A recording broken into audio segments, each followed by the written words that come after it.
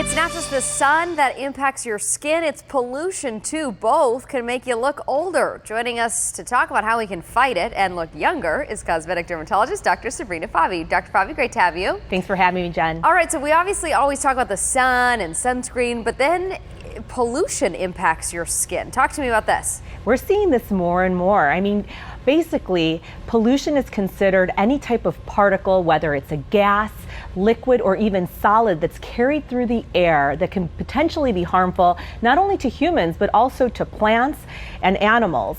And so, for instance, although air is primarily made up of nitrogen as well as oxygen, and we have a little bit of carbon monoxide, if for any reason that carbon dioxide happened to increase by, let's say, just 10%, it could actually prove lethal to humans.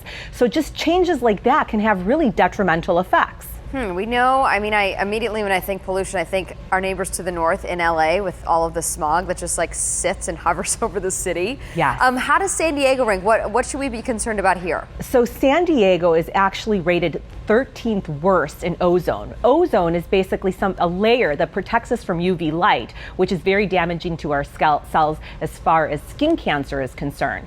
But the thought is that this ozone at the level of the ground, very close to us, can be proved very damaging to the cells that make up our skin, that hold together our skin, because it actually penetrates the lipid layer or the fatty layer of our skin that holds our skin cells together and can actually promote DNA damage at the level of our skin.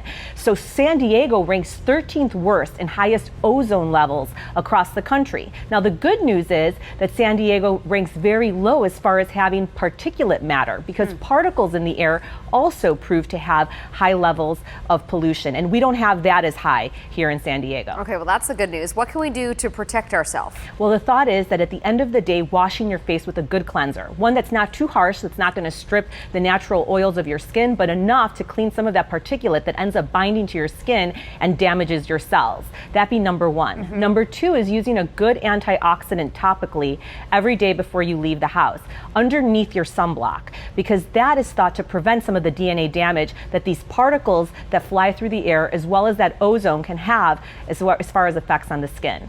And then the third would be a good sunblock. Although the sunblock, whether it's a UVA or UV protectant, doesn't necessarily protect against ozone or any of these particles, it does protect against further UV damage that makes all of this much worse. Yeah, do you think that the sunscreen, I mean, I know you recommend always wearing sunscreen. Does it actually like kind of literally create a block for those particulates to kind of like sit on your skin? Not necessarily, because once those particles are sitting on our skin, they actually start destroying and having effects with our skin cells. So they don't necessarily prevent or block that cascade from happening. And more studies on this pollution, it's showing that it's not just at the level of the skin. There was actually a great study that came out of Asia that showed that high levels of pollution, specifically in Taiwan, were correlated with osteoporosis. Wow. So they're beyond just levels of the skin. They're having effects on us that we just don't even know about quite yet. Yeah, really interesting conversation. Dr. Fabi, thanks for being here. Thanks for having me. All right, so